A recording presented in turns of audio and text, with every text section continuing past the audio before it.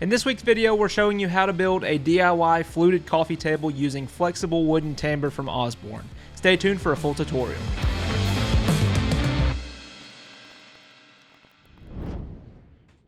For this project, we're using 3/4 inch red oak plywood as the main material for the table.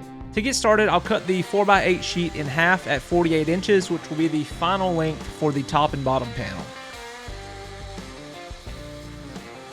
Next, I can rip that piece in half at roughly 24 inches, which will be the final width of the top and bottom panel.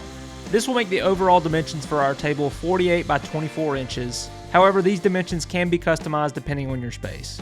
To fit with the style of the table, we're going to cut the top and bottom panels into an oval. So I'll start by centering a compass on the tabletop and marking out the corners for a rounded look. If you're interested in a more in-depth tutorial on how to use a compass for this process, you can reference the video above.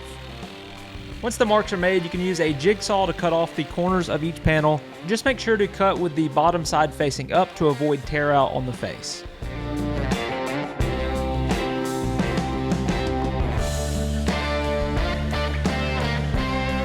Now that our top and bottom panels are cut to the final size, we can begin marking out for the frame of the table. This coffee table will have an interior shelf space of about 18.5 inches wide, so I'll start by making a mark on each end where the side supports will go. Next, I'll determine the width of the side and end panels and cut them out of the remaining plywood. We'll be wrapping each end of the table in the flexible tambour panels from Osborne, so the width of these panels will determine the final reveal of the tambour. After calculating the reveal for my table based on the thickness of the tambour, I determined that my two side supports need to measure 18 3/8 by 12 7/8. These dimensions may change depending on the profile of tambour that you select, as well as the overall dimensions for your table. So keep that in mind when creating yours.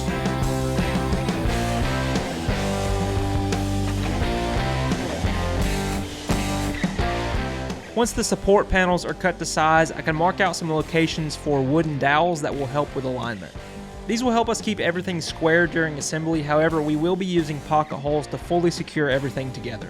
The location and number of dowels that you use don't matter as much, however it is important to ensure that the marks match on the top and bottom panels. This will help everything remain square during the final assembly.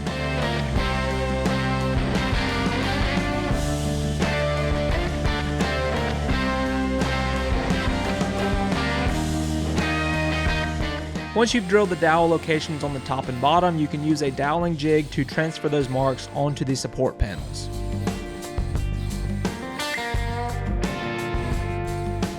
Before assembly, I'll add some pocket holes to the top and bottom of each support that will be used to fully secure each panel together.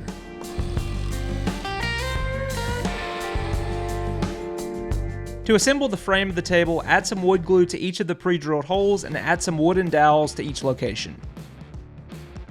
Next, you can add the side and end support panels to their location and secure those together using the pre-drilled pocket holes. I did use a carpenter square to make sure that the panels were square before attaching.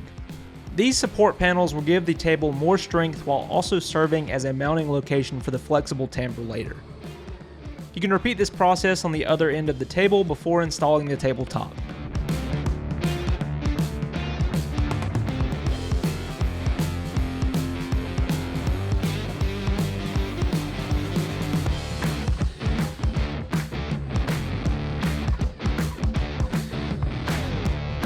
The tabletop will attach the same way and should align with the wooden dowels for easy assembly. Once the frame is together, you can secure all of the pieces using the pre-drilled pocket holes that we created earlier.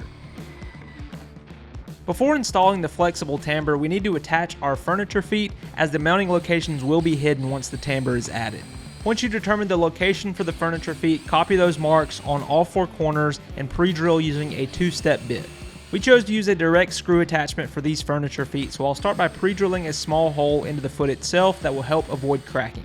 For this project, we're using the 4-inch round bun foot from Osborne, part 4055 in red oak. If you're interested in picking up this bun foot for your project, you can check out the link in the description below. To attach the bun feet to the table, select an appropriate length screw and attach through the pre-drilled hole. We do offer other methods of attachment for furniture feet on our website, such as mounting blocks, threaded inserts, and more. If you're interested in any of these parts, you can check out the links in the description below. The next step for this project is to cut the flexible tambour panels to length at 12 7/8 of an inch. This is the measurement between the top and bottom panels, which will allow for a seamless fit of the tambour. Before installing the tambour, we need to add a few more support locations that will help keep the shape of the tambour once installed. To do this, I created a template using the leftover plywood and made sure that it was flush with the support panels. Next, I traced out the template onto the remaining plywood and cut out 8 more for the final assembly. These can be cut out using a jigsaw or a bandsaw depending on what you have access to, and may need to be shaped a little differently depending on your table.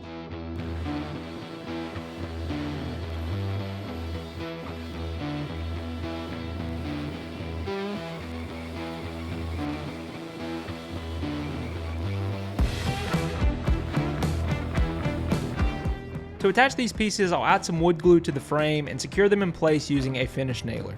I'll attach one of these pieces to the bottom and top of the frame, which will both hold the shape of the tambour as well as give us a location to secure it using a finish nail.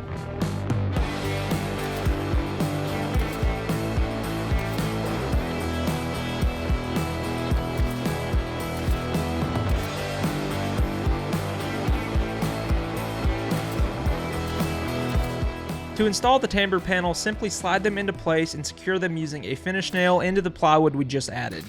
If you prefer, you can add a little bit of wood glue to the back side of the tambour panel that will help with attachment. When installing 2 tambour panels next to each other, it's important to leave a small gap between each, about the size of a folded piece of paper. This will help avoid any warping due to seasonal wood movement and is usually not noticeable once installed. Repeat this process for the remaining tambour panels before moving on to the next step.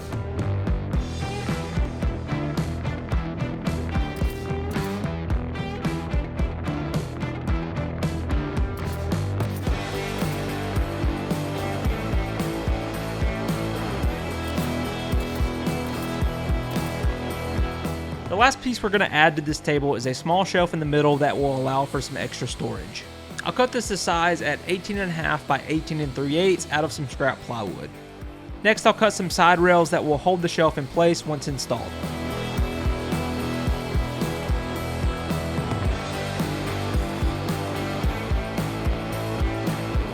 I chose to install this shelf in the very middle of the table, however you can adjust this if you want a different look. Simply mark out the locations for the side rails, add some wood glue, and attach using a finish nailer. Next, we can test fit the size of the shelf and make sure that it fits snug in the space. The final step for assembly is to add some of Osborne's pre-glued edge banding to each plywood edge, which will completely transform the look of this table. Osborne's pre-glued edge banding comes in multiple sizes and wood species and is very easy to install. If you're interested in learning more about how to install edge banding, you can reference the video above or check out the products in the description below. Before finishing the table, we can trim the edge banding to size and lightly sand any imperfections. However, since this is plywood, just make sure not to sand too much as you can burn through the veneer.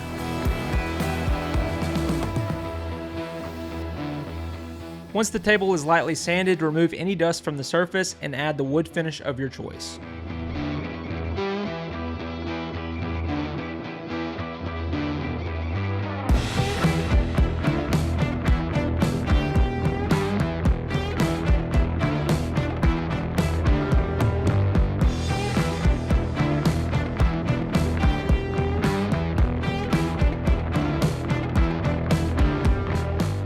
Thank you for joining me for this video. If you're interested in any of the products that we use in this build, be sure to check out the links in the description below.